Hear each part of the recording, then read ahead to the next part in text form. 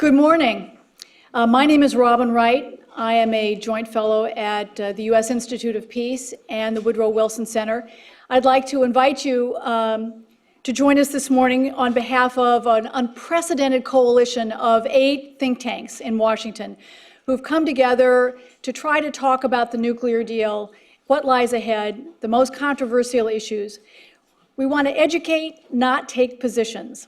This is the first of 3 sessions we hope to hold, each one coinciding with the last 3 rounds, or what we hope are the last 3 rounds, of talks in Vienna between the world's 6 major powers and Iran. The coalition includes the U.S. Institute of Peace, the RAND Corporation, the Woodrow Wilson Center, the Center for New American Security, the Partnership for a Secure America, the Arms Control Association, the Stimson Center, and the Ploughshares Fund. So the clock is now ticking. We're in the home stretch. The talks began in Vienna today in the process of starting the drafting of an accord. This is the home stretch. This morning, we've asked this very distinguished panel to discuss the tangibles, the hot tangibles of a nuclear deal, the centrifuges, the enrichment process, the nuclear sites, which ones need to be converted, which ones closed, the inspections process, all the controversial issues, and the variety of formulations to resolve it. Just as one great factoid, to solve the Rubik's Cube, there are 43 quintillion ways to solve it. Not quite as many when it comes to solving the nuclear deal, but there are a lot of different possibilities. The second session we're going to hold on June 10th. And then we're going to look at the tension over timetables, the different phases of an agreement, what the U.S. will and the other powers will have to do at what point, what Iran will have to do at what point. This is a deal that will not end with the signing. It will play out arguably over the next decade or 2. And there are a lot of different flashpoints, a lot of different debates and disputes that can develop over that process. The third one on July 8th will look at the issue of sanctions and what the U.S. And some of the other countries, the European Union particularly, will have to do in exchange for Iran's agreement. So let me make brief introductions. You have the packet in front of you that includes a fact sheet that we've provided on some of the core issues and the full biographies of the speakers. Colin Call is going to run the show for us this morning. He is a former Deputy Assistant Secretary of Defense for the Middle East, a longstanding expert on nuclear issues. He now teaches at the School of Foreign Service at Georgetown University and is also a fellow at the Center for New American Security, one of the partners in this coalition. He continues to be a regular consultant for the Department of Defense and the intelligence community. He has a brand new website that provides a weekly newsletter on all things Iranian and nuclear at CNAS, and that can be found at cnas.org/Iran-nuclear-digest. He also tweets a lot. I strongly recommend him, at Colin Call. Bob Einhorn is one of the most familiar faces probably in the world when it comes to nuclear issues. He is a senior fellow at Brookings, where he's associated with both the Proliferation Initiative and the Center for 21st Century Security and Intelligence. He has a long history as a top U.S. negotiator and advisor on nuclear issues worldwide, both at state and at the U.S. Arms Control and Disarmament agency.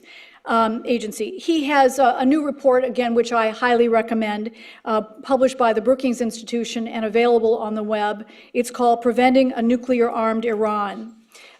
He does not tweet. But he's tweeted about. That's right. Joe Cirincione is president of the Ploughshares Fund, which is a global security foundation. He is also the author of the new book, Nuclear Nightmares: Securing the World Before It's Too Late. He teaches at Georgetown at the School of Foreign Service, and he is one of the great tweeters on Iran. I highly recommend him. It's at J. Cirincione. I follow him religiously. Ali Reza Nader is a senior international policy analyst at the RAND Corporation and a professor at the Pardee RAND Graduate School. He is the author of The Days After a Deal with Iran, Continuity and Change in Iranian Foreign Policy. He has a long list of additional publications available at RAND.org. Ali also tweets, and I also recommend him, at Ali Reza Nader. With that, I'm going to turn it over to Colin. Let me just ask that you turn your phones to vibrate, but please feel free to tweet away with a hashtag. Is it hashtag? Iran deal. At Iran deal. That's right. Thank you very much.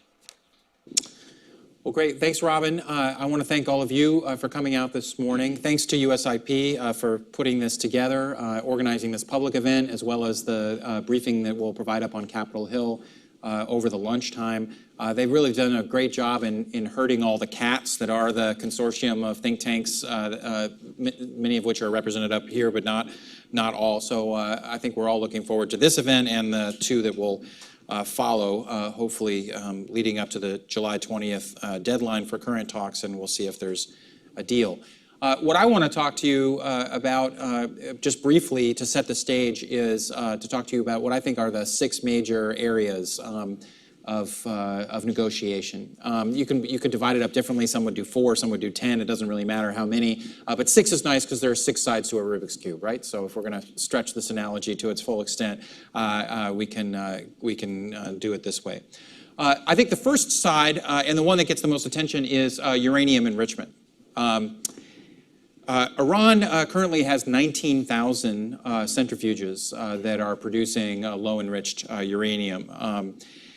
The concern here is that the same process whereby you produce low-enriched uranium ostensibly for civilian purposes can be used to produce highly enriched uranium at the 90% level of purity or above, which is considered weapons grade.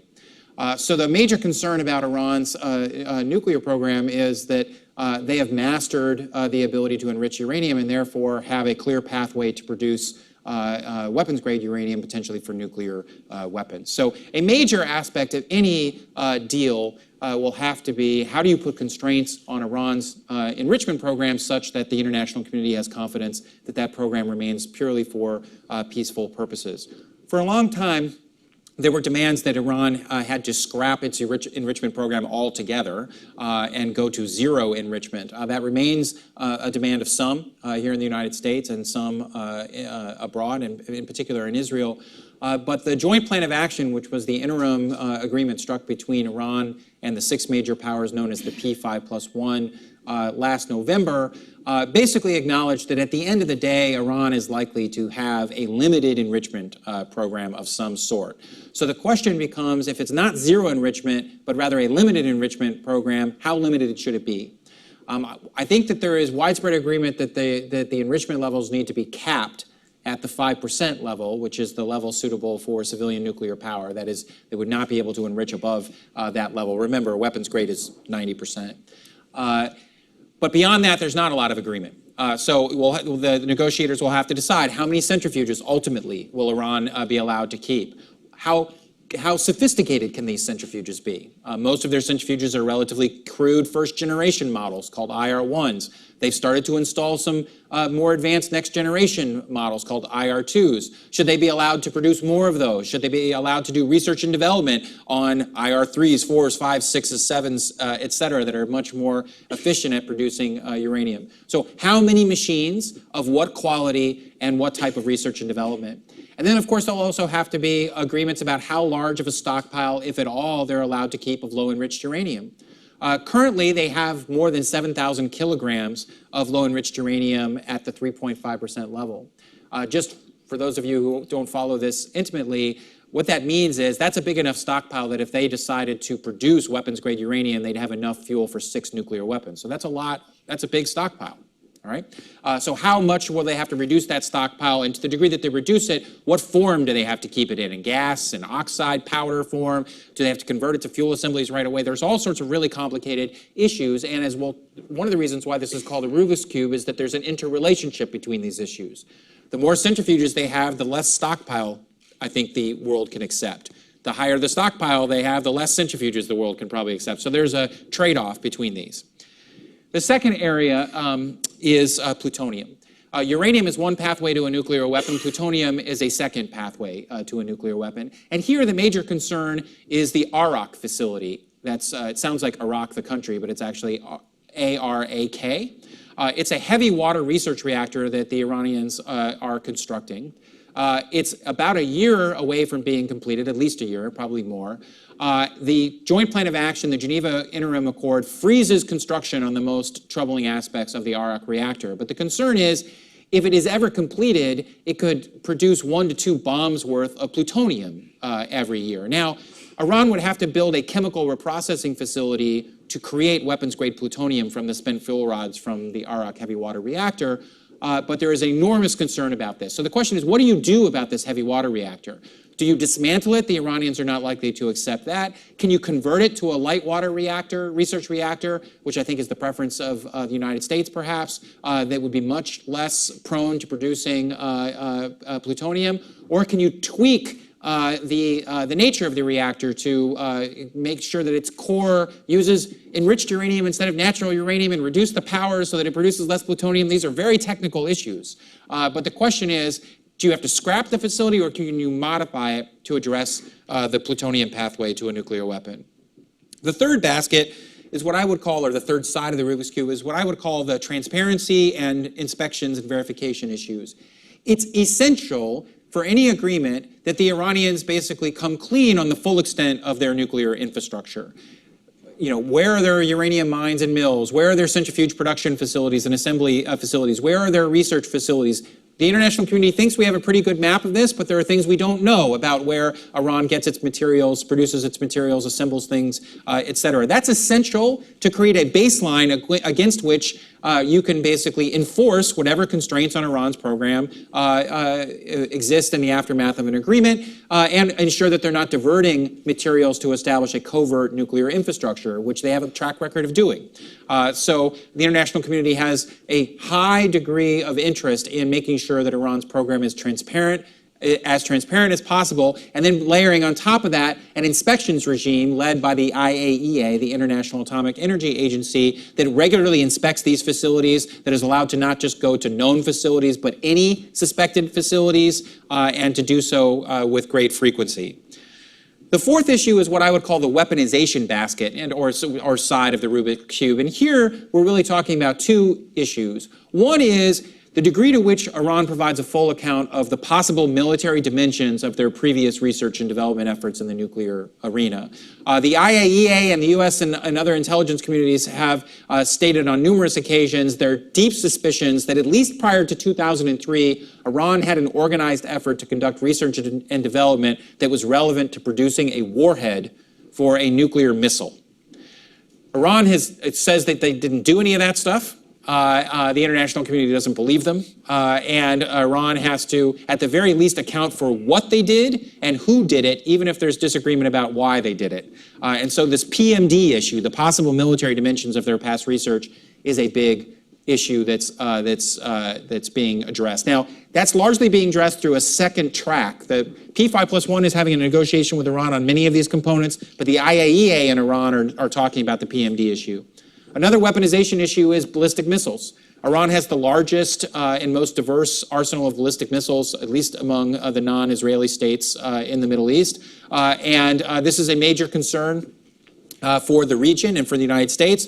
They've developed medium-range ballistic missiles that can reach Israel and parts of Europe. They have a fairly robust space program, so ostensibly they could produce an intercontinental ballistic missile at some point that could possibly reach the United States. There's a real debate about the degree to which ballistic missiles should be folded into a nuclear accord. The fifth area, the fifth side of the Rubik's Cube is the length of the agreement. Whatever this agreement is, it's going to put some extraordinary safeguards on Iran. That is, some safeguards on Iran that do not apply to a number of other states that are compliant with the Nuclear Non-Proliferation Treaty. How long will these extraordinary constraints and verification procedures be in existence? The P5+1 countries are pushing for a couple decades. Iran is pushing for a couple of years. Is there some compromise in between? That issue, the length of the agreement, will be the subject of the second in this series, which will be in early June. So we're not going to talk about that a lot today. Last and not least, the sixth side of the Rubik's Cube are the kind of incentives for Iran to sign on to the deal and then to comply with the deal. On the front end of that, that means what kinds of sanctions relief, how quickly, from who, sequenced how, will be enough to create a deal that Iran will sign on to and make some really tough concessions on the nuclear issue. And then on the back end of the deal, what are the requirements to enforce that deal? If Iran violates the agreement, can you snap sanctions back into place? Do you need a credible threat of military action at the back end of a deal to make sure that Iran complies? So these incentives, both for Iran to sign on to the deal, but then to comply with the deal, are also an essential component of the negotiations and very complex in and of themselves. In fact, so complex that it'll be the subject matter of the third in the series of the USIP Iran Forum and Think Tank Consortium. So with that kind of lengthy throat clearing, hopefully we've set the stage, and I'd like to ask our three incredible experts up here their views on various aspects of this Rubik's Cube problem. So I'm going to start with Bob Einhorn, who was involved in the negotiations with the Iranians while in the Obama administration. Bob, you've written a lot about this and thought about it and spoken about it. What do you see? I mean, is a deal that satisfies our concerns about the nature of Iran's nuclear program and one that the Iranians can accept, is it possible? Is it, and if so, kind of broadly, what would it look like? How, at least, if not all six of these pieces, at least how do you see at least some of the pieces fitting together? Yes, it's possible, but it will also be very, very hard, especially very hard to get a deal by the July 20th deadline, the expiration of the 6-month interim deal, but even very hard to get a deal at the end of 12 months if there's a 6-month extension. And I think in the discussion afterwards, we could zero in on some specific issues. I'd just like to very briefly mention what I consider to be the three key requirements of a deal. That would be acceptable to the United States and its P5+1 partners. I think the first requirement is that an agreement should contain monitoring measures that are able to detect Iranian steps to break out of an agreement and go for nuclear weapons at the earliest possible stage. And that's whether Iran seeks to break out at declared facilities, known facilities that are monitored by the IAEA, or at covert facilities that Iran has not declared to the IAEA. And there are a number of things that have to be done. There has to be agreement on very intrusive monitoring steps that go beyond the requirements of the IAEA additional protocol. So, for example, it's important that IAEA inspectors have access to workshops that Iran uses to build the centrifuges, to build the key components of them, and to assemble them. Also, it's important that the IAEA have access to uranium mines and mills, facilities to process the uranium. A concern is that Iran might pursue a covert program. But to do that, it needs to have a unsafeguarded source of uranium. And that's why the IAEA has to be able to go to these uranium mines and assure themselves that Iran is not diverting the uranium to a covert program. Also, it's very important that Iran, especially when it begins to normalize its trade with the world, it's important that it notify the IAEA whenever it procures items that could have implications for nuclear weapons capability. A very extensive notification requirement would be a key element of the deal. Also, as you mentioned before about the IAEA's concerns that Iran pursued nuclear weapons-related research before 2003 and perhaps even beyond 2003. It's important that Iran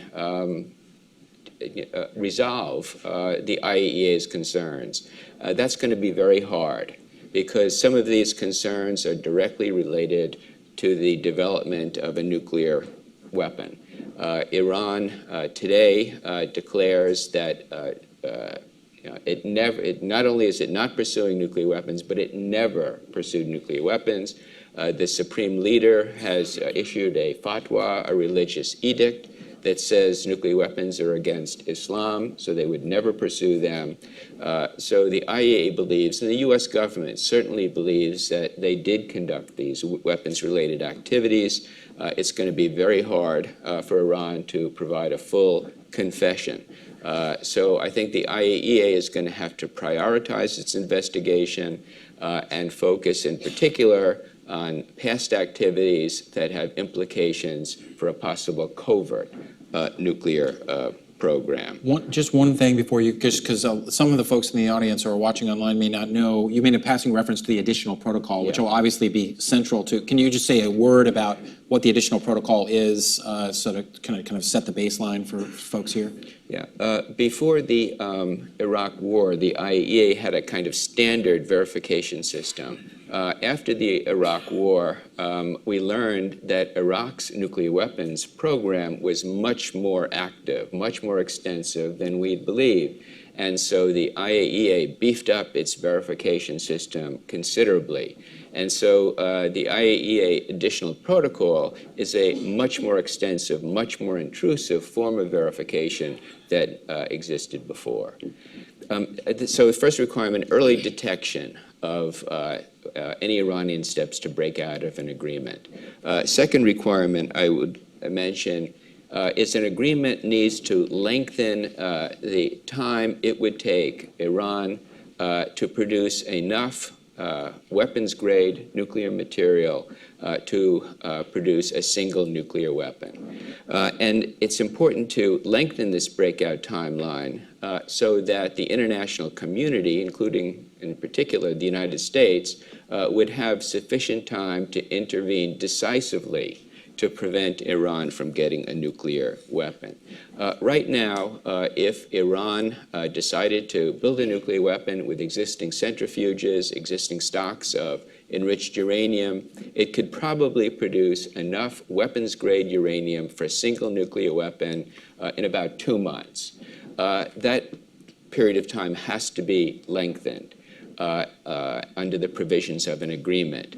How long? We could have a discussion of that.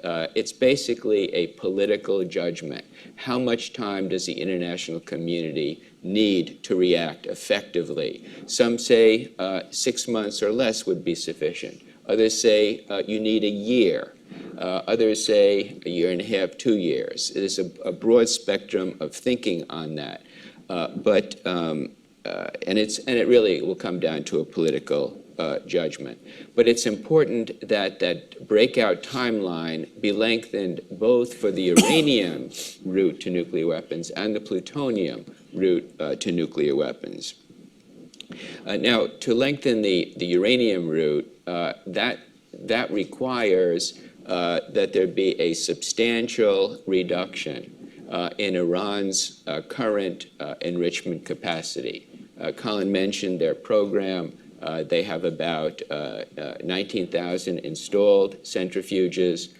Well, the United States and its P5+1 partners would like to see a very substantial cut in the number of centrifuges, but also a cut in the amount of enriched uranium. How much? It depends. As Colin says, there's a trade-off between the number of centrifuges and the amount of enriched uranium that would be fed into the centrifuges. I think many experts talk about a range between about 2,000 first-generation centrifuges and 6,000 first-generation centrifuges, and the amount of stocks would vary with the number of centrifuges. Now, as I mentioned, the United States and the P5+1 partners want a very substantial cut. But Iran publicly is stating that it wants to expand its capability substantially.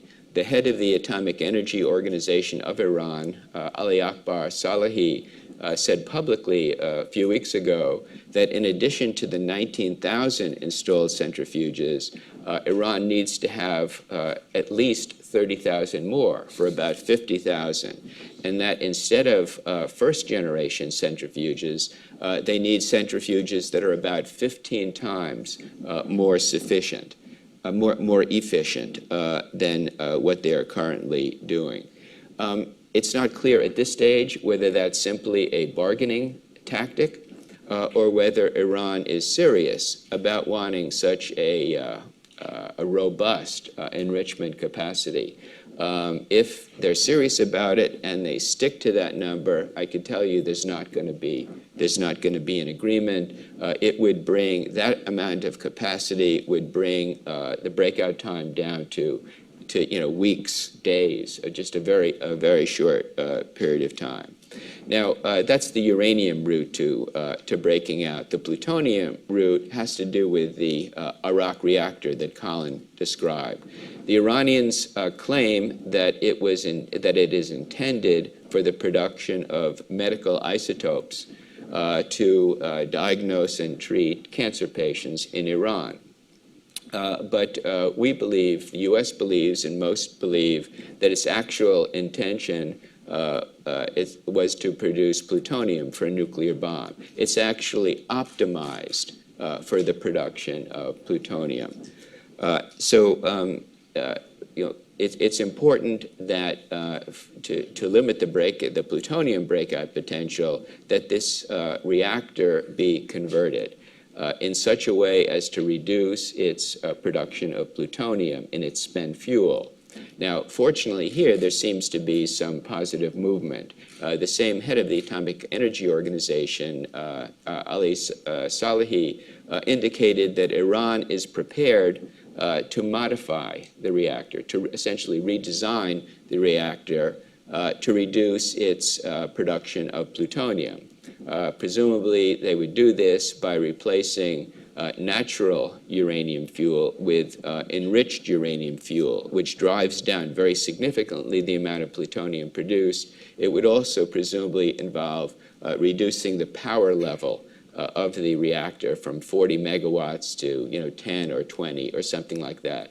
There's still technical issues to resolve, including whether the reactor should continue to be moderated with heavy water or whether there should be light water used as a moderator. It's significant because with a heavy water reactor, it's more reversible. It would be possible with a heavy water reactor to take out the enriched fuel, replace the natural uranium fuel, and begin generating more plutonium. So there are still differences to work out, but it's clear that there's been some substantial conversion in the positions.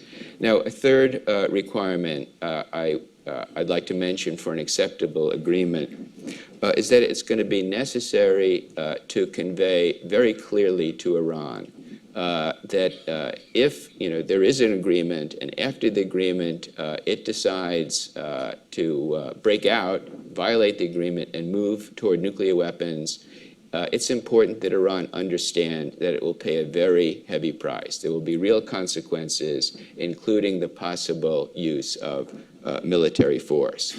Now, we don't expect the Iranians to agree to these measures. These are actions and statements that need to be made by a number of countries, by the Security Council, after the agreement is concluded. But I'll mention some of the steps that need to be taken. The UN Security Council needs to meet, and it needs to pass a resolution that indicates that if Iran violates the agreement and moves toward nuclear weapons, there would be very serious consequences. The Russians and Chinese, obviously, are on the Security Council. And so it will be difficult to get a very explicit warning about what those consequences would be. But it's important that Iran get the signal that the international community would react strongly if they violated the agreement and broke toward nuclear weapons.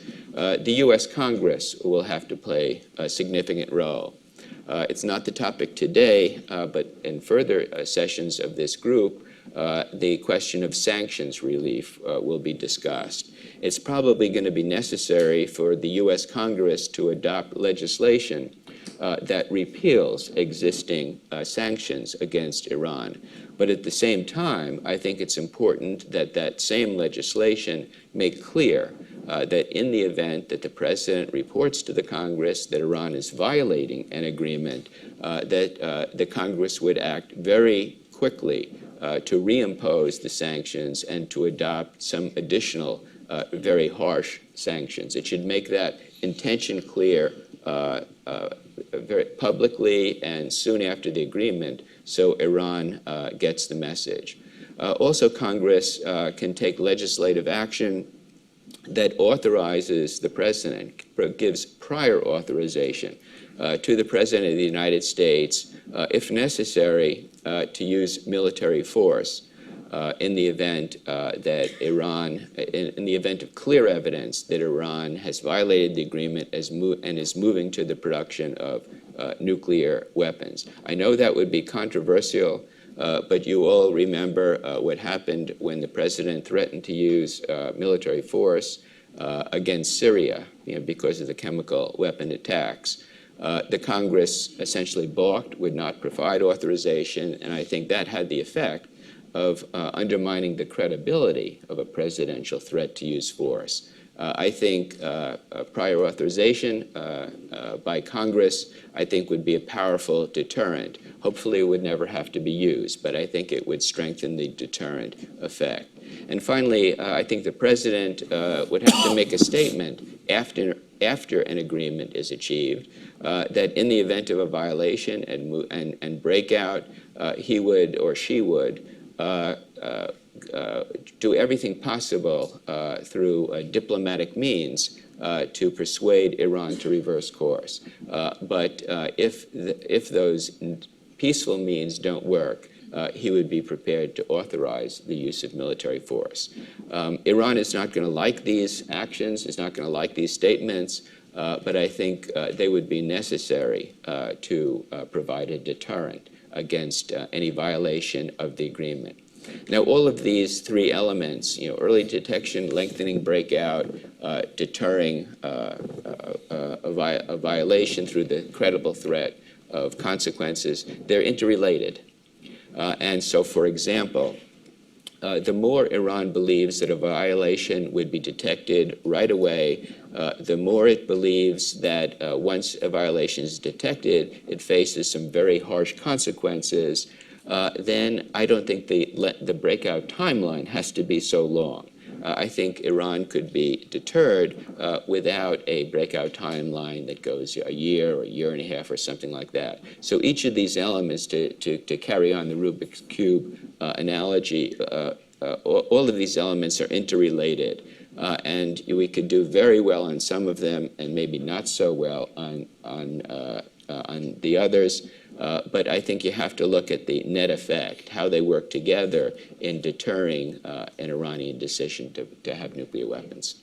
Great. Well, thanks, Bob. And for those of you interested in drilling down on those specific details, I will just, Robin mentioned this, but Bob's report on this for Brookings, Preventing a Nuclear Armed Iran, is really one of the probably one or two best reports out right now specifying some of these things. Not everybody will agree with the details, but I think everybody has to take them seriously. And the report is being read widely in Tehran, where Bob is probably not the most popular. You're not going to win Iran Idol anytime soon, but they're taking your ideas very, very seriously. I will note just one point on the breakout timelines. It's worth keeping in mind, and maybe we can bat this around, that for whether an agreement pushes for a 6-month breakout timeline or 12 months or 24, we've actually been under 6 months of breakout time for the entire Obama administration. So the Obama administration inherited less than 6 months, or about 6 months of breakout time. So we have 5 years of experience of being within, underneath the ceiling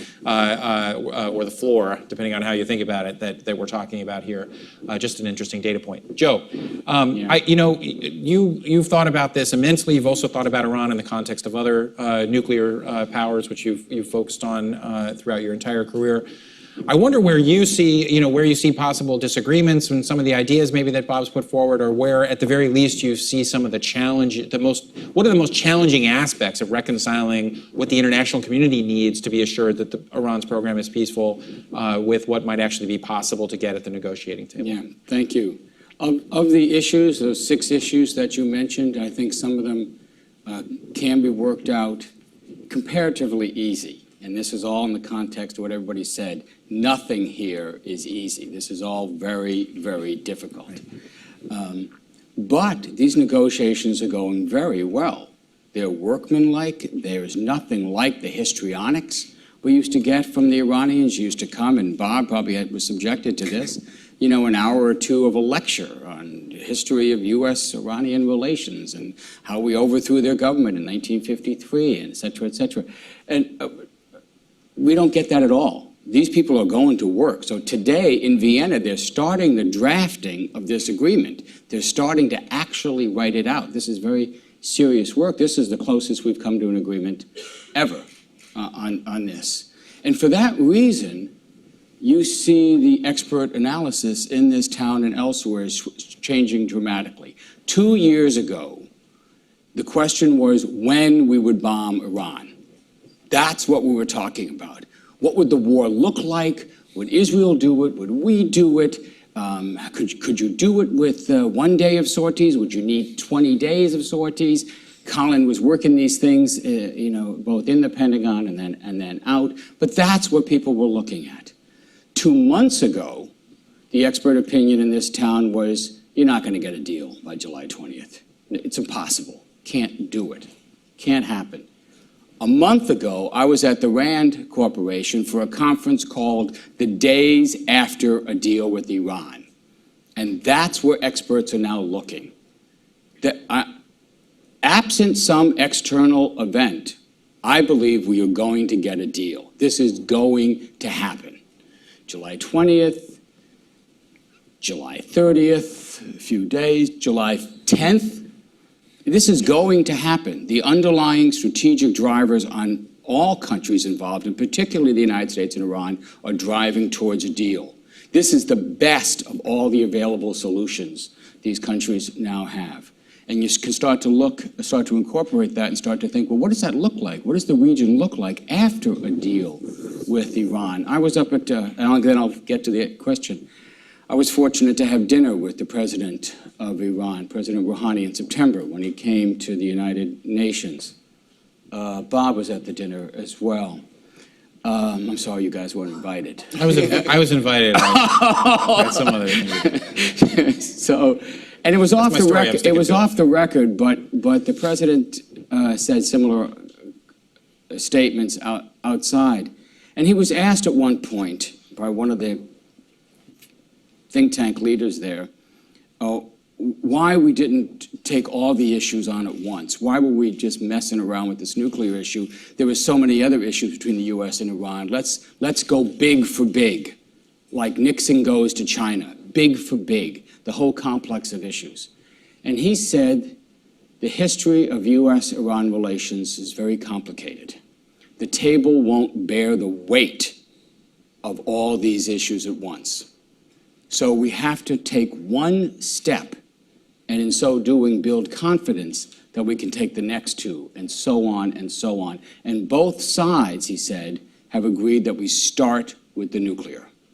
We didn't know at the time that both sides had actually already agreed to this. There had been secret negotiations that we weren't aware of that had set the stage for what then became the P5+1 negotiations. And so keep that in mind as we talk about this. For both the U.S. and Iran, this is just step one. Once you get the nuclear deal, all kinds of prospects open up that could lead to strategic cooperation on other issues of concern for us in the region, such as stabilizing Iraq, stabilizing Afghanistan, preventing al-Qaeda from having a base in Syria.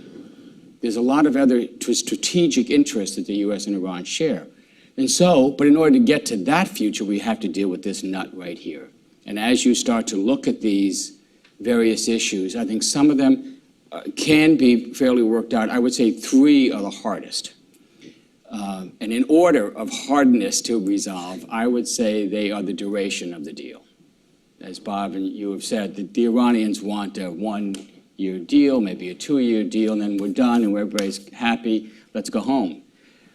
A lot of people in the U.S. are talking about a 20-year deal.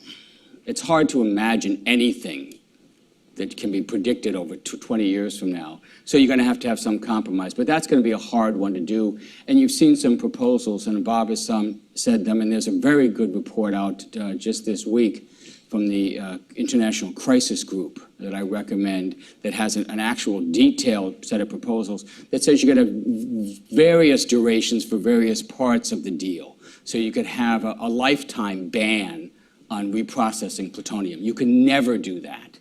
But there might be a 1-year ban on certain other aspects. So that's one way to slice it. The second most difficult issue to resolve, I think, is this number of centrifuge.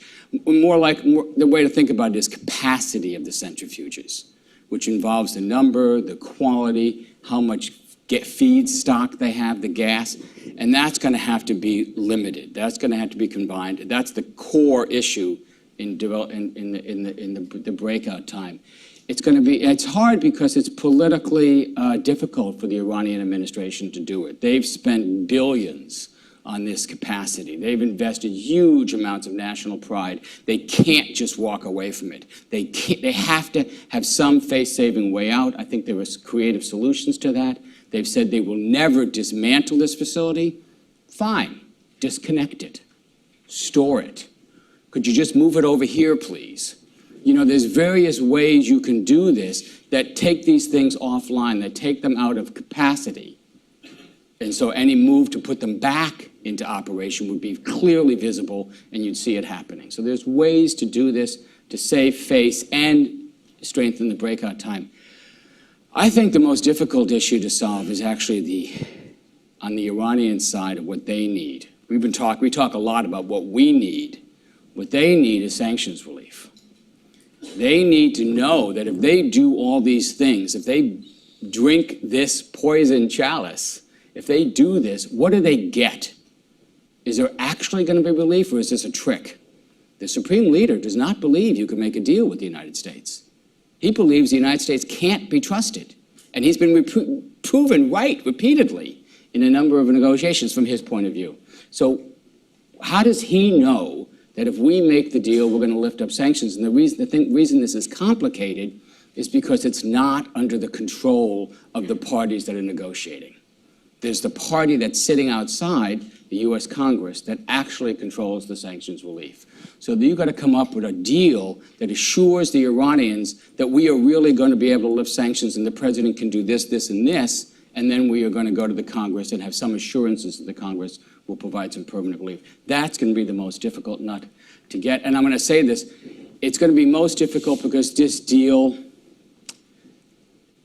is happening in a very poisonous political atmosphere in the United States. The political atmosphere in the United States is not conducive to deals.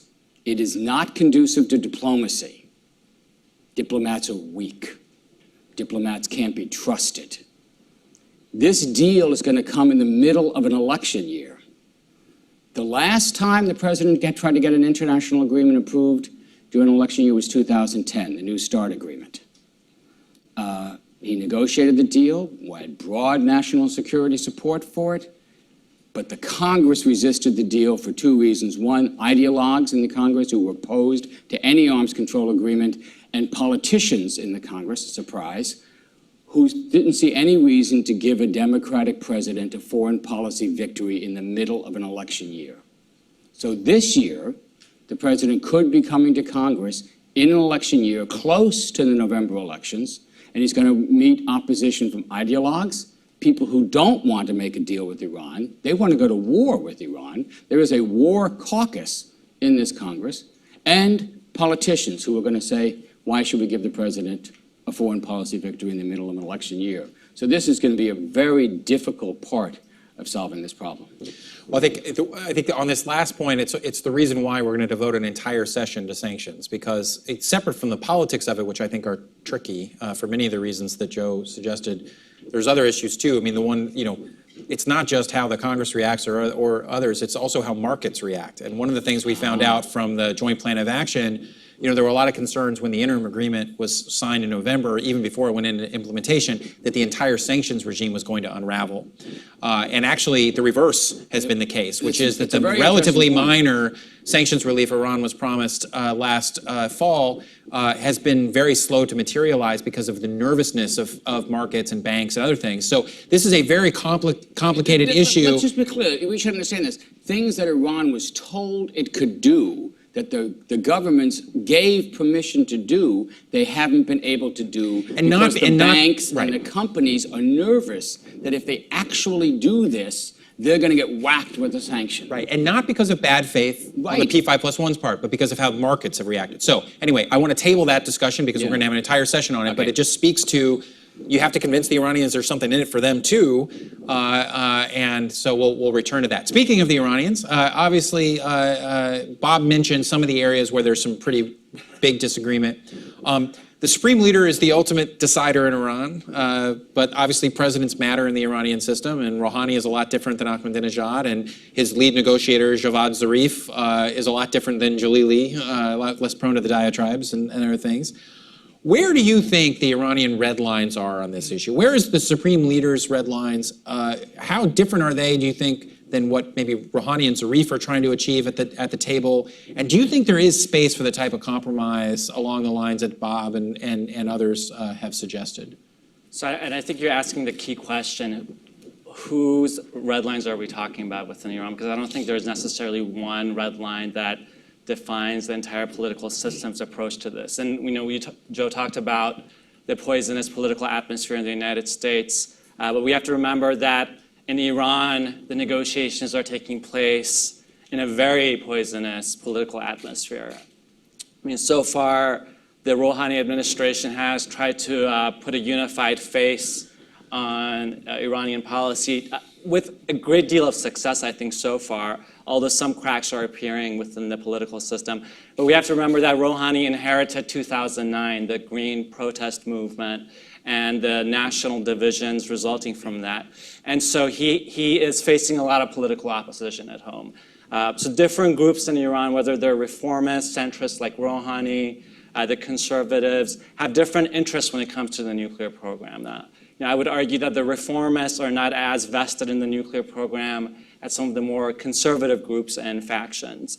But broadly speaking, you can make the argument that the political system, all the opposing factions, believe in Iran's self-declared right to enrich uranium, that this is not something anyone in Iran is going to give up on. Even I would argue that a significant part of the population would see Iran giving that up as a political defeat, as a defeat brought about with Iran's confrontation with the West. So uranium enrichment, I think, is a key principle when it comes to the nuclear program. I think the issue of the nuclear infrastructure Iran has built and has spent a lot of money creating, that's a big deal. They don't like the word dismantle, as they've made very obvious. I think the number of centrifuges, I mean, there's no magic number that the conservatives will accept 10,000 centrifuges versus 19,000. I don't know what they're willing to accept, but I think just from a political standpoint, if the 19,000 centrifuges come down to 2,000, just the numbers I think are problematic politically within Iran. So far, the Supreme Leader has supported nuclear negotiations. He's given a lot of space to President Rouhani, and I believe even before the presidential election, there must have been a lot of thinking in terms of who would become president, what Iran's policy would be like. I don't think Khamenei is acting haphazardly. he also has an interest in the nuclear negotiations, as do all the factions within Iran, in order to lift sanctions, to loosen the stranglehold on the Iranian economy. So he has a lot of incentive to also support a nuclear deal, but he has to be careful if Iran fails or has to accept something that is politically problematic, then he has to step away from his support for the Rouhani administration as well. I think when it comes down to it, though, the key battle is going to be between the centrists like Rouhani and his supporters, especially Ayatollah Rafsanjani, who's still very influential behind the scenes, versus the conservatives. And we've seen the conservatives with Iran become a little more active in their criticism of Rouhani. They just organized a conference called Delvapasim, We're Concerned, accusing the Rouhani government of selling out Iran's rights. Although the details haven't emerged in Iran, but they're basically setting themselves up for future criticism. And I think with the conservative factions within Iran, they may criticize Rouhani no matter what kind of a deal Iran achieves, even if Rouhani gets a great deal for Iran and sanctions start coming off. The conservatives are going to criticize them because that's the role they play within Iran. And the issue with Iranian politics is it's not just about the nuclear program or negotiations or sanctions relief. I mean, there's a real power struggle within Iran between the different factions. And conservatives are especially concerned that if there's a nuclear deal, then Iran is going to open up culturally, politically, it's going to open up to the global community, and they're deeply worried about the implications of a nuclear deal, that it would empower Rouhani, give him momentum to address some of the other economic, political, and cultural issues within Iran. And even some of the very influential conservative figures in Iran, such as Ayatollah Misbah Yazdi, who supported President Ahmadinejad before they had a falling out, he stated in the Iranian media, I'm not worried about the nuclear negotiations. I'm worried about the Rouhani administration's cultural issues. And I think that's what could be very problematic if there's a deal in July or beyond, that the Iranian political system may not be able to unify around the deal, that there could be complications.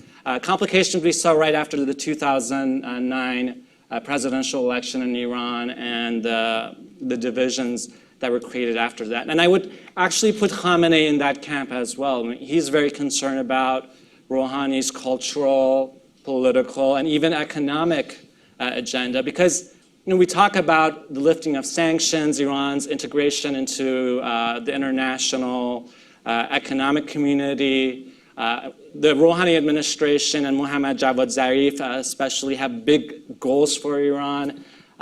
They want to increase foreign investment, decrease Iran's political isolation regionally and internationally. But not everybody in Iran wants that. I mean, there is a monopolistic economic atmosphere in Iran.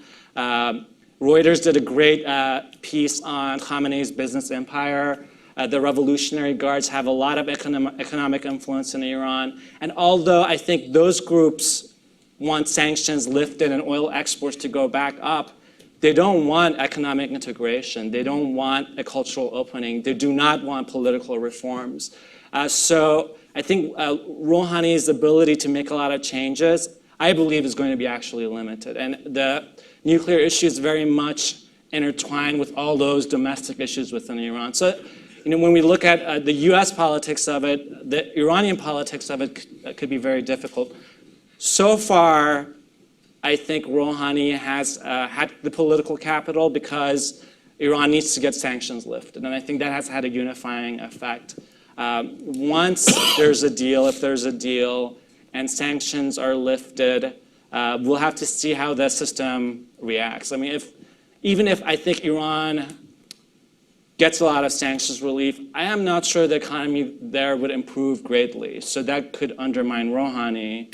And I think that's one of the key questions, how long will it take for sanctions to be lifted, and how long would it take for the economy to improve? Because I think we could be looking at years And while I'm confident there could be a deal in July or a few months after, I'm beginning to see it not so much as a clean-cut final deal, but kind of a continuation of a similar situation we faced in the past few years. I think a deal could decrease the chances of a military conflict. It could stop Iran's efforts to weaponize the program. But in terms of the US-Iranian strategic competition in the region, in terms of all of Iran's domestic problems, whether they're cultural, political, economic, I don't think a nuclear deal will automatically solve anything, or everything, I should say. I think it will give us more space, but maybe more space to go back to the kind of relationship Iran and the United States had before Ahmadinejad was president, which is relatively a good thing, but I think we could still have a lot of problems with the Islamic Republic. Well, that's great. Let me just say one thing in opening, and then I'll open it up to you all since we have about a half hour left. First of all, I thought all the comments were great. I think it's worth remembering that there are real politics in both countries, and that these deals the deal will have to be sellable in both countries and sustainable in both countries, and that's a political issue as much as a technical issue. But there is one technical issue that I think that comes out from these comments that is a major division between Iran and the United States that I think we should foreground, and that is the Iranians really don't like the American fixation with breakout capability. They really believe that their main obligation is to be completely transparent because they claim they have no interest in developing nuclear weapons. They've never had that interest. They have a fatwa against it. So as long as they're completely open about the nature of their program, they should basically have no restrictions on their nuclear capability. And in fact, any restrictions would be violations of their asserted inalienable rights to an expansive nuclear energy program. That is a very firm position that the Iranians have staked out for their own political and intellectual reasons. In fact, Rouhani just the other day talked about they're all for transparency, absolute transparency, but not for nuclear apartheid, which is, that there's one standard for some countries and a different standard for Iran. That's a huge issue for them. We, on the other hand, the United States and most of the P5+1, I would say all the P5+1, believe that it's about transparency and their overall capability because we don't trust them. Because we think the Iranians have done sneaky stuff before, have had a clandestine weapons program before, have built up a civilian infrastructure far in excess of their domestic needs and designed in a way that look ominously like a program that would produce nuclear weapons. So we don't trust them to just be open about their program and not limit their capacity. That issue about whether it's just transparency or whether there's a serious dialing back of Iranian capacity, I think, is at the crux of some of the most difficult issues that we face here. And it's both a substantive, technical, and political issue. So with that, why don't we open it up to the audience? And I believe there are people coming around with microphones too. Is that right? Yes. Are people coming around with microphones, or people stand up? All right. Sir, right here, in the blue shirt. Thank you Please all say very- please who you are and keep the questions brief. Mel possible. Goodman, Center for International Policy. Would someone address the issue of weaponization in a two-part way? One part, do they have the capability, and how would we monitor their ability to miniaturize a device to actually create a warhead? And would someone address the delivery capability, even if they had a warhead? Let Joe, me let me start. start with Let you. me start. Yeah, when we talk about breakout capability here and in most of the discussion, what we're talking about is the ability to produce enough highly enriched uranium for one bomb. That's just the beginning. So when you hear people say 6 months or a year, you're just talking about getting the stuff. And the reason is that's the hardest thing to do. But after you get the stuff, about 25 kilograms, so it's about 55 pounds, of highly enriched uranium about the size of a soccer ball. Once you get that, now you have to put it inside a bomb design, a bomb that you've designed. Does Iran have a bomb design? Probably. We don't know for sure. There's contention over this issue, but probably. Can they build that? Probably. They're really good engineers. You can build it. How long would it take? Maybe a year. So after you get the stuff, maybe it's another year, maybe you do them concurrently, so maybe you go to a bomb in about a year or so, maybe it's 18 months, and then you got to test that device. You don't have to, but if you want to demonstrate that you actually have a weapons capability, you're going to have to test it. So you're going to have to do that, and that means you're going to have enough for 2 bombs. So you can see when you actually look at weaponization, you're looking at a 1 to 2 year time from the point where you decide to build a nuclear weapon. And these are the estimates that have been arrived at by the IISS, International Institute for Strategic Studies, or the Iran Project, for example, various expert groups that have looked at it. I don't know if you have anything to add. I should say that the public timelines, and then actually I want to ask Bob a question. The public timelines have been as follows. It would take about a year for Iran to construct a crude testable nuclear device, yes, and a few years to create a sophisticated enough and miniaturized enough device to fit on the tip of a ballistic missile. Right. They do have a couple of ballistic missiles, especially the Shahab-3 medium-range ballistic missile that the U.S. intelligence community believes are nuclear capable. That is, you could put a warhead on it if you designed it. Yes. The U.S. intelligence community in the 2007 NIE and also the IAEA in their November 2011 report have suggested that at least before 2003, Iran had done research relevant to the design of an implosion warhead for a Shahab-3 missile. Okay, so we don't know how far along they are. We don't know what work continued beyond 2003, but there is a deep suspicion that they have thought about this stuff, and they have some potential delivery vehicles, but they're probably a few years away, even if they decided to do this. The last point I would make is, this is why do people focus on the breakout capability that Joe mentioned, why that soccer ball? It's not just because it's the hardest, but because once you have that soccer ball, Yes, you can put it in a barrel, put it on the back of a truck, and hide it anywhere in the country, and the prevention game may be up. Yeah. And the big concern is that in 1993, for example, the U.S. intelligence community told President Bill Clinton, we think unbeknownst to us, the North Koreans probably have produced 1 or 2 bombs worth of weapons-grade plutonium. We have no idea where it is, and we have no idea if they've converted it to a nuclear weapon. And from that point forward, the United States basically treated North Korea like a nuclear-armed state, even though it was 13 more years before North Korea actually tested a nuclear weapon, because the fissile material is the most difficult piece and the piece that you can hide, and that's why I think there's such a fixation on the fissile breakout timeline. Joe, one last thing. So once you get the uranium, you could build a crude device in about a year. That's what we did. We built the bomb that destroyed Hiroshima. We never tested that bomb. We were so sure it was going to work, we didn't need to test it. You could do that, but it's big. It'd be bulky.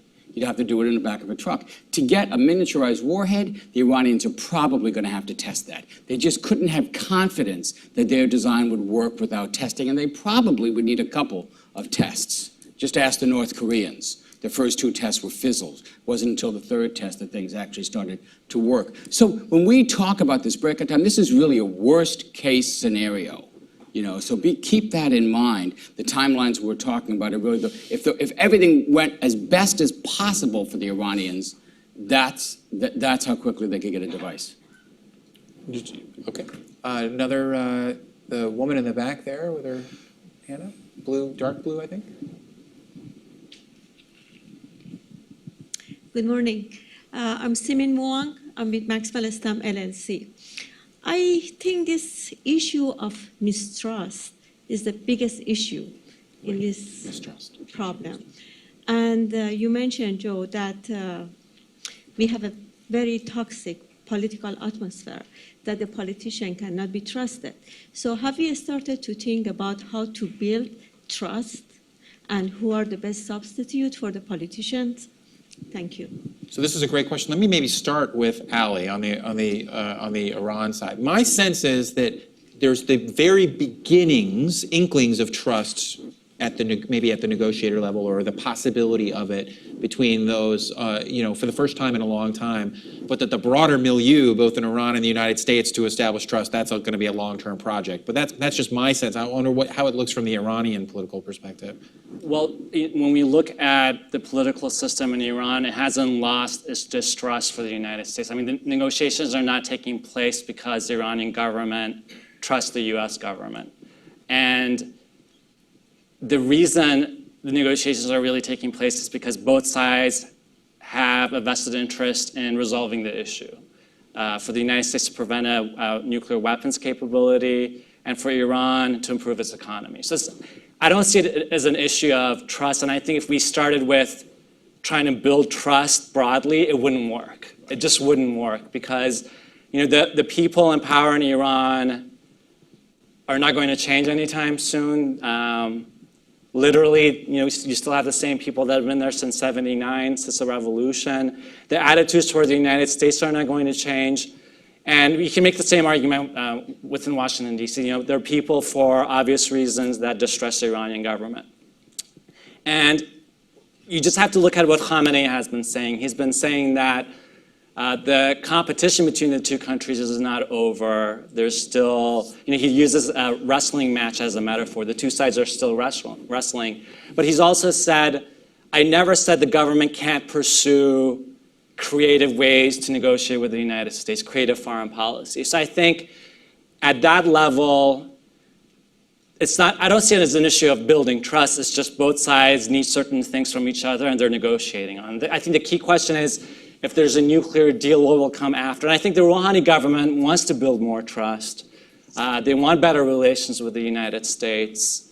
But the entire political class in Iran is not supportive of that. And so I think building trust is a decades-long process, and that's going to take a very long time. I think a nuclear deal would be a positive first step toward that, but I still would be very skeptical that we could see a significant détente between the two countries. I think the population, on the other hand, in Iran views things very differently because it's relatively young, relatively sophisticated, has different has different objectives. And I think the Rouhani administration is trying to represent that class of Iranians as much as possible. But ultimately, Rouhani doesn't make the decisions for Iran. The president is powerful, but I like to think that the president is really renting the office, and the supreme leader owns that office and owns the political establishment.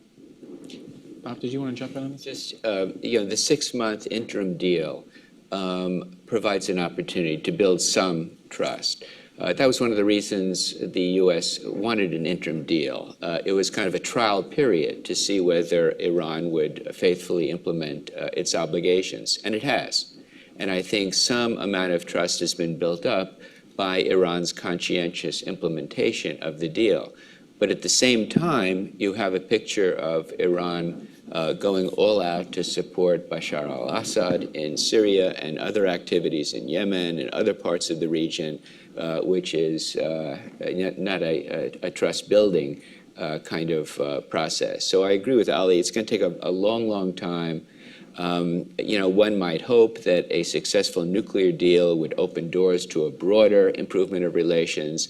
But I think, unfortunately, in the short run, what's going to happen is that after an agreement, if there is an agreement, the U.S. will have to demonstrate to its partners in the Gulf and in Israel that it remains resolute in countering Iranian misbehavior around the region and supporting their security. And I think the kind of actions that will be taken to do that is going to generate further suspicion on the Iranian side.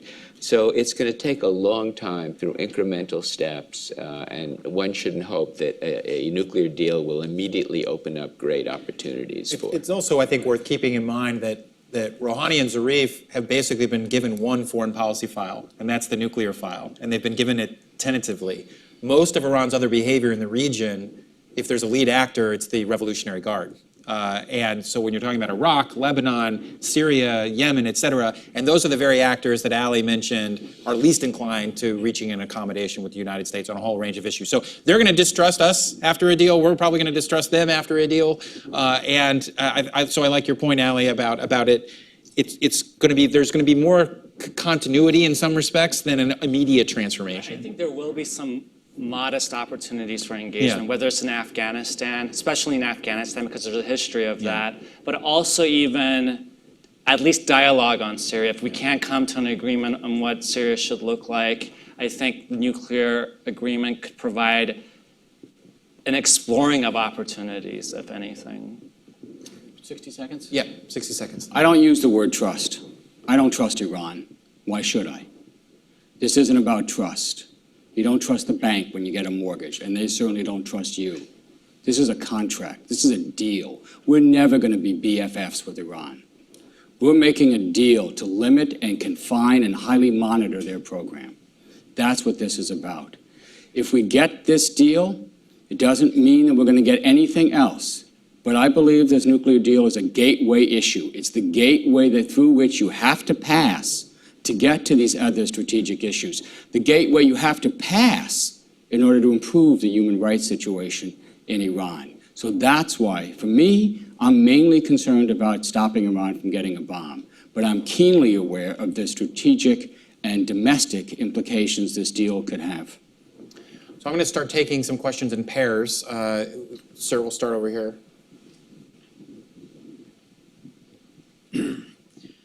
My name is Hassan. I was born in Tehran. And my question is this, that there's so much talk of trust and mistrust.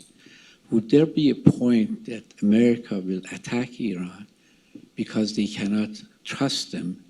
And would we be able to carry such a thing? Would our nation be willing, or we would be so impotent, like an empty promise that we kept saying, we don't trust you, all the options are on the table. When it comes to exercise the option, then we backtrack. And that is not very good for a big nation like America. Okay, I want to get to that. And one other, why don't we do this gentleman right here in the middle? I'm trying to just do geographic diversity here in the audience. And make it as hard as possible for the people with microphones to get it. Thank you. My name is David Cooper. I'm a professor at the U.S. Naval War College. I wanted to return briefly to the ballistic missile delivery issue. And I note that you raised that and it came up in subsequent questions, but none of our panelists pulled at that thread. On the one hand, it's obviously easy to, as we did, for example, during the agreed framework process with North Korea, to just basically say that's too complicated, too hard, and not integral. So let's just kick that can and get to the key nuclear issues. On the other hand, as the discussion has showed, it really is integral in terms of an offensive nuclear delivery capability and a breakout. These missiles are also the one piece of this puzzle that is overtly a military system, that is overtly offensive in capability. So I just wonder if the panelists could expand on, is there any prospect for the missile dimension of this to be a part of this deal? And if not, what are the implications? So let me take these in turn. Bob, let me maybe ask you first about, because you work for the president, this president. You know, this president said from the beginning that he is determined to prevent Iran from acquiring nuclear weapons. Said from the beginning that all options are on the table, with the exception of the option of containing a nuclear-armed Iran, which he's put off the table. And that he would use all instruments up to and including use of military force to prevent Iran from getting nuclear weapons. He clearly prefers a diplomatic outcome. He clearly doesn't want another war in the Middle East. But are there conditions under which you think this president would initiate a war with Iran? And how is that tied up with the nuclear equation? And then I'll come back to the ballistic missile issue. Yeah. Today, the likelihood of President Obama authorizing the use of force against Iran is zero. Because he believes that there is a promising negotiation underway, and he's not going to disrupt that by using military force. I think there are situations in which President Obama would use military force, and I mentioned one in my earlier remarks. If there is an agreement and there's clear evidence that Iran has violated the agreement and seems to be moving toward the production of fissile material for nuclear weapons, I think the president, he would try diplomatic means, but if and when those failed, I think he would authorize the use of military force. He says he will prevent Iran from getting nuclear weapons, and I think he means that. A middle ground is much more difficult, a situation where talks don't succeed, negotiations break down after 6 months or 12 months, whatever, because we just haven't been able to bridge these differences. We, at that point, might try to ratchet up the sanctions, to put additional pressure on Iran to make the necessary concessions. That may not work either. And at that point, what if Iran starts building up its nuclear capacity, additional centrifuges and so forth? What happens then? I think that's the real hard case. Yeah. Joe, I don't know if you have any views. Do you have views on the ballistic missile issue about how much it should be folded into the, I mean. The Joint Plan of Action Yep. does not include ballistic missiles. Yep. It is not on the list of things to be negotiated. There are people who would like us to negotiate that. It's reasonable. But you got to be afraid of overloading the cart here. You put that in there, that could scuttle the whole, it's difficult to see how you jurisdictionally get it into the negotiations. It's very difficult to see how you actually resolve that in the context of this. I think there is a solution to this, but it's probably after the nuclear deal. And it's a solution that has to be regional. If you're going to talk about limiting Iran's ballistic missiles, you have to talk about limiting Israel's ballistic missiles. You have to talk about a regional limitation on ballistic missiles. Both sides insist that they maintain these forces for defensive reasons, that they were going to use them if they are attacked. The only way to do this is a regional approach. I can't imagine any country in the region unilaterally limiting its ballistic missiles. Let me just add one point.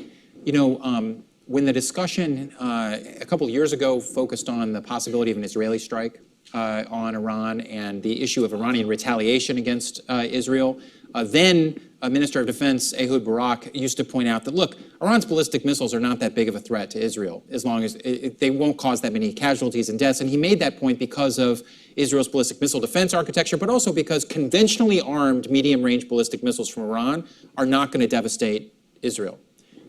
Nuclear-armed medium-range ballistic missiles from Iran are different, which is why we need to focus on the nuclear issue, I think, and why I think that's what negotiators are focused on. And I will just tell you, from Iran's perspective, they don't have power projection capabilities. They don't have Saddam Hussein's divisions of tanks. They don't have the ability to project power. They have a strategic deterrent, which they believe is their ballistic missile defense arsenal. It's going to be very difficult to walk them back from a conventional ballistic missile arsenal of any kind. And so whether the solution is to have a side agreement or a regional agreement, I don't know. My guess is you're not going to have a comprehensive solution to the ballistic missile issue in this series of nuclear negotiations. I agree. The missile issue is very unlikely to be incorporated into a comprehensive nuclear deal. But I think it would be very useful if, wholly apart from the agreement, Iran would adopt a voluntary restraint and indicate that for a certain period of time, maybe 5 years, it's not going to flight test rocket systems with greater capability, range payload capability, than those it has already tested. Because, you know, I mean, the nuclear and missile are related. You know, countries that develop and flight test and deploy intermediate range missiles or greater, the first generation of those missiles is not going to be very accurate. They only make military sense if they are carrying payloads that are very, very destructive, like nuclear weapons. And, you know, no country, I mean, the Saudis are a possible exception. But, you know, countries that develop intermediate range missiles or greater also seek nuclear weapons. So I think as a confidence building measure, Iran should unilaterally say it's not going to flight test missiles above a certain capability, at least for 5 years. It's worth noting the Saudis are an interesting example here because in the 1980s they acquired medium-range ballistic missiles from China, the CSS-2s, which are highly inaccurate and people worried about them being equipped with nuclear warheads. And the Saudis have never trotted these out in public until about a week and a half ago when they held their biggest military exercise in history and drove these things down the road, and might as well have had a sign on them that said, "Psst, Tehran, are you paying attention? We have these things too." Why don't we come over here to this?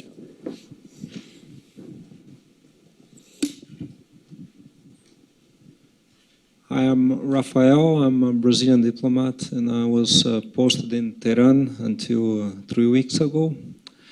When you speak about Iran, with the exception of Aghay Nader, you speak as a single decision-making country. But I see that you have a more shady perception of the principalists, the Rafsanjani group and the supreme leader. So my question is, when it comes to the sanctions applied to Iran, do the gentlemen perceive that these sanctions, they are, in my opinion, They are destroying the entrepreneurs, the middle class, the very same people that would be the people pushing forward to an Iran more palatable to the international community. And they are empowering or at least that was my perception there in Tehran, that they were empowering the Revolutionary Guards, which are the worst that you can have in Iran. For instance, in the oil business, on these 3 years that I was there, I saw that a lot of contracts, they were, a lot of Western companies, they were leaving Iran, and the Revolutionary Guard, especially in the last months of the Ahmadinejad period, they were taking over the oil contracts. So do you perceive that the sanctions, as they are today, they are empowering the Revolutionary Guards and making them becoming more than just a military complex, but also an engineering and contractor complex, taking over even to supermarkets and retail business in Tehran? Or do you see the sanctions as working and making the country more suitable to a deal? So on this issue, do we have another question in the audience that's related to Iran's internal politics? If so, we can cluster them together. Yes, sir. This way. Right. Hold on for the microphone, please. Gerald Chandler. It's vaguely related to the same question. If there is reached an agreement, so you've talked about trust, what happens if the United States and the rest of the world do not release sanctions and so on? What will the Iranians do? Will they say kick out all the inspectors? Will they, the Revolutionary Guard say, see, we told you so? Or will they say, okay, we don't mind anybody looking anyway because we have a fatwa that says we don't want nuclear bombs and so on? So what would they do if they find out that we don't, if they don't trust us? So I want to go to Ali and then Joe on this question. Ali, starting with you, and by the way, I share his opinion. I've always thought of you as shady. I think he meant We're nuanced. friends. Oh, nuanced. Oh. That's the translation thing. Well, okay, he said nuanced. I've always thought you were shady. If you could talk a little bit about, I mean, because really, you did talk about the factional dynamics and how the deal plays into these factional dynamics. I wonder whether there are perverse, as the question is, are there perverse economic incentives for spoilers in Iran to go against a deal because of the sanctions issue? Or do you think there's kind of widespread concern across the Iranian system with the sanctions? I don't want to get too into the details of the sanctions themselves because we're going to have an entire, but just in terms of their motivations to strike a deal, do you think that's cuts a little bit more broadly? And then, Joe, I'm going to come to you on the second issue here. Go ahead. Well, sanctions are a very blunt instrument. I mean, I think the sanctions in Iran are hurting everybody, especially the population. But I don't necessarily think sanctions are empowering the government in any way, because oil exports are way down and the Iranian government needs the oil exports. 80% of the Iranian government's revenues come from oil exports. So the Iranian government is literally running out of money. And this is something Rouhani has said as well, that we don't have money, basically. So I don't think that sanctions are, it's not so simplistic that they're hurting the population and empowering the government. Are people in Iran making money off of sanctions? Absolutely. There are individuals and groups that are making money off sanctions. But I think the political establishment in Iran broadly needs sanctions lifted. And I think this is why Khamenei has supported nuclear negotiations, because the costs are way too high for him now. And it's just not really worth Iran developing this capability if the economy is going to collapse. So I think that is really the broad incentive in trying to reach a nuclear deal. But I think in terms of, let's say that a deal doesn't go through, sanctions relief doesn't come about, and Khamenei has talked about an economy of resistance, and he said we shouldn't focus so much on sanctions relief, but developing our economy and developing an economy of resistance. He never specifies what that means. What's the plan? What's your plan B if there's no nuclear agreement and sanctions are not lifted? How is an oil-dependent country like Iran going to develop a more diversified economy, especially if it's shut off from the global financial system? So I think despite this talk about economy of resistance, Khamenei, the conservatives, the very ideological revolutionary figures in Iran still have an incentive to reach a deal. And they might criticize Rouhani for achieving a deal, but I think they could be actually happy that Iran would get sanctions relief and oil exports, especially oil exports, would go back up to what they were before a few years ago. So I'm conscious of the fact that we're running up against the clock. Joe, briefly, Yes. I mean, obviously, one Iranian concern is that we wouldn't lift sanctions associated with proliferation, but there are a bunch of other sanctions, terrorism, human rights, et cetera, that are going to linger no matter what kind of deal we get. Yeah, it's much easier to impose sanctions than it is to lift them. Ask Russia. It took us decades after the end of the Cold War to lift some of the sanctions restrictions we put on Russia. That's why this deal is probably going to be structured as an action-for-action deal. Iran does X, we lift some sanctions. They do Y, we lift some more sanctions. If we don't lift those sanctions, then maybe they don't do Z. So that's the incentives that are built into the deal. The interim agreement, the joint plan of action, was structured in exactly that way. It's worked very smoothly, despite some of the hiccups we've shown, and it's basically accomplishing its purpose. Because of that interim agreement, Iran is further away from building a bomb now than they were 6 months ago. So obviously, in this discussion, we're unfortunately, I think, basically out of time here. I know there are a lot of questions. I hope that you'll join us in future sessions. As this session illustrated, no matter how much our intention is to divide these issues up between the first four sides of the Rubik's Cube and then sanctions and then timelines, and we're going to jump back and forth. So if you didn't get your question answered this time, don't worry about it. Come back the next time and ask it. I guarantee somebody smart will have something to say. And thank you again for coming out today. And I think Robin may want to have a final word. I just wanted to say thank you. It was fabulous. I thought you really, all four of you were superb in addressing the issues at this really pivotal moment in the negotiations. So please join me in thanking them. And I hope that you will all join us again next time.